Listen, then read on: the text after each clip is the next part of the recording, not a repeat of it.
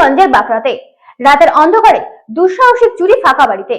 ঘটনাটি হিঙ্গলগঞ্জ ব্লকের স্যান্ডেল বিল গ্রাম পঞ্চায়েতের বাঁকড়াডোবার কাঠাবাড়ির গ্রামের বাসিন্দা সৌমিত্র মণ্ডলের বাড়িতে। জানা গেছে প্রায় 7 থেকে 8 লক্ষ টাকা সোনার গহনা নিয়ে চম্পট দেয় চোরের দল। বাড়ির মালিক সৌমিত্র মণ্ডল জানান, তিনি পাশের গ্রামে মেলায় গিয়েছিলেন। সেই সুযোগে বাড়িতে কেউ না থাকার সুযোগ নেয় দুষ্কৃতীরা। রাতের অন্ধকারে দুঃসাহসিক চুরি বাড়িতে না থাকার কারণে। ঘটনাটি হিঙ্গলগঞ্জ ব্লকের স্যান্ডেল বিল গ্রাম পঞ্চায়েতের বাঁকড়াডোবার কাঠাবাড়ির গ্রামের বাসিন্দা সৌমিত্র মণ্ডলের বাড়িতে প্রায় 7 থেকে 8 লক্ষ টাকা সোনার গহনা নিয়ে চম্পট দেয় চোরের দলেরা। সৌমিত্র মণ্ডল তিনি বাড়ি থেকে পাশের গ্রামে মেলাতে যান। সেই সুযোগে বাড়িতে না থাকার কারণে এই দুঃসাহসিক চুরি। রাত 9টা নাগাদ সৌমিত্র মণ্ডলের বাড়িতে সোনার আংটি গহনা সহ একাধিক জিনিসপত্র নিয়ে চম্পট দেয় চোর। 7 থেকে 8 লক্ষ টাকা জিনিসপত্র, নগদে 48,000 টাকা নিয়ে চম্পট দেয় চোরেরা।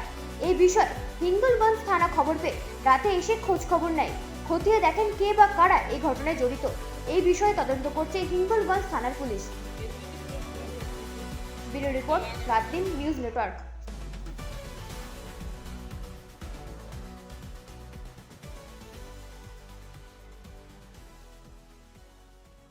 কোনদিন দেখেছিলে তোমার এই বয়স হয়েছে? না, আমার এই বয়স হয়েছে, আমি 60 বছর 62 বছর বয়স হয়েছে, তাই এইরকম ক্ষতি আমার হয়নি। তা আমি পুলিশ প্রশাসনের কাছে আবেদন করছি যে আপনারা এই তদন্তটা কড়াভাবে দেখুন, দেখলে একে ধরা যাবে। এখান থেকে আমার এত বড় সর্বনাশ করেছে, এরকম সর্বনাশ কারো করেনি। তাই এটা যদি না ধরাধর হয় কিন্তু আরও ক্ষতি করবে, সবাইকে ক্ষতি করবে, আমার জন্য আরও সবাই ক্ষতি করবে। আপনারা দায়িত্ব নিয়ে নিজেদের মতন হয়ে এই কাজটা করুন। আর আমার নাম ধরণী মণ্ডল, বাঁকড়াডোবার বাড়ি। কি হয়েছে আপনার এখানে? আমরা কালকে দোল মেলাতে অনুষ্ঠান ছিল, তাই মেলাতে গিয়েছিলাম। 8:30টার সময় বাড়ি থেকে বেরিয়েছি, মেলায় যেতে পারিনি। 9টার মধ্যে সংবাদ যাচ্ছে যে আমার ঘরের জিনিসপত্র সব চুরি হয়ে গেছে। আমার শাশুড়ি পাশের ঘরে শুয়েছিল, জ্বর, শাশুড়ি ঘুমিয়েছিল, ওষুধপত্র খেয়েছে, খেয়ে ঘুম এসে গেছে। সেই এতে আমার ঘর বাড়ি ভেঙে সব জিনিসপত্র লুট করে নিয়ে চলে গেছে। কি ভেঙেছে? এই আলমারি টারি সব ভেঙে সব সোনা দানা জিনিসপত্র যা ছিল জিনিসপত্র সব এই ছড়াছড়ি সোনা দানা সব নিয়ে চলে গেছে। টাকা ছিল 48,000 টাকা। প্রশাসনকে জানানো হয়েছে, সবাই এসেছিল, কাল রাত্রেই সবাই এসেছিল। আমরা চাচ্ছি আমার জিনিসপত্র গুলো যেন উদ্ধার হয়। আমার নাম নিবেদিতা মণ্ডল। আমার বাড়ি বাঁকড়াডোবর কাঠাবাড়ির মোড়। কি নিয়ে গেছে, কোথায়? আমি বিডিও অফিসে কাজ করি। তো আমি 8টার সময় বাড়ি আসছি, এসে আমাদের এখানে হিঙ্গলগঞ্জ দোল মেলা হয়। আমরা 8টায় আমার টোটাল ফ্যামিলি বউ বাচ্চা নিয়ে আমরা মেলায় গেছি। মা অসুস্থ ছিল, জ্বর ছিল, আমার পাশের রুমেই ঘুমিয়েছিল। তো আমরা যাবার পরে 8:30টার মধ্যে আমার মা ফোন করে যে তোর ঘরে তালা ভেঙে, লকার ভেঙে তোর যা গহনাপত্র ছিল, টাকা পয়সা ছিল, লুটপাট করে নিয়ে গেছে। কত টাকা ছিল? আপনার 5 ভরি সোনা ছিল, আপ টু 7 লাখ টাকা হবে, আর নগদে ছিল 48,000 টাকা। প্রশাসনকে জানিয়েছি, ওনারা এসেছিলেন। ওনারা এসে ওনাদের যে কাজ ওনারা করছে। আমার নাম সৌমিত্র মণ্ডল, আমার বাড়ি বাঁকড়াডোবর কাঠাবাড়ির মোড়।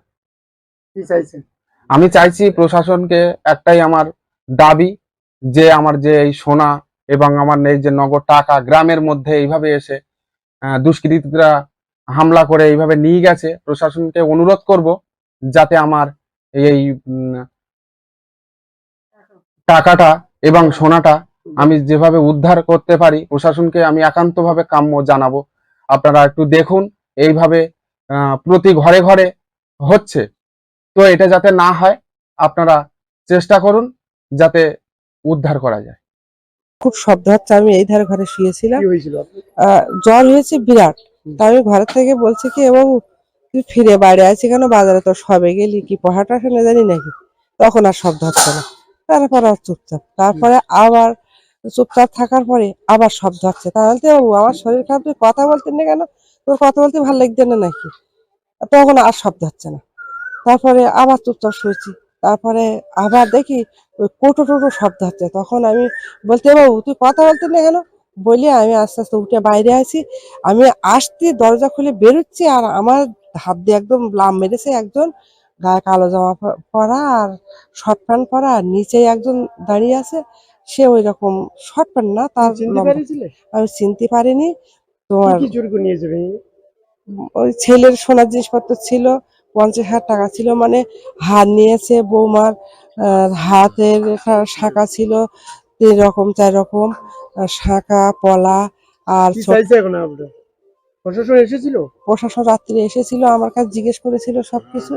আমি এইভাবে বলেছি যে আমি তো মানুষকে চিনতে পারিনি, আমার জোরের ধমকে আমি পাশ ছুটেছিলাম, ছুটে এই মাঠের মধ্যে লাফিয়ে পড়েছে, আমি সেখানে গিয়ে পড়ে গেছি, আর আমি ছুটতে পারিনি। আমার নাম শ্যামলী মণ্ডল।